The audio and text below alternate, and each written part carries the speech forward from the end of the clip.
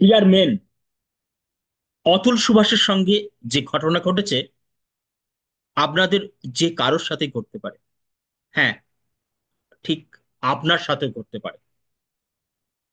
ভারতের আইন অনুযায়ী দোষী সাব্যস্ত না হলে সে দোষী নয়, কিন্তু সমাজের চোখে আপনি দোষ না করলেও একজন দোষী।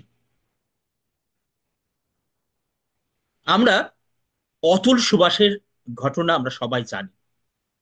আমরা জানি অতুল সুভাষ কি কারণের জন্য মৃত্যুর মতো ভয়াবহ পথ বেছে নিয়েছিল। কিন্তু কিন্তু শুধুমাত্র কি অতুল সুভাষই? রিপোর্ট অনুযায়ী 2022 সালে 4237 জন মৃত্যু হয়েছে শুধুমাত্র বিবাহ বহির্ভূত প্রবলেমের জন্য। ভারতবর্ষে প্রতি 9 মিনিটে একজনের মৃত্যু হয় এই বিবাহ রিলেটেড প্রবলেমের জন্য। ডিভোর্স এখন একটা বিজনেস হয়ে দাঁড়িয়েছে।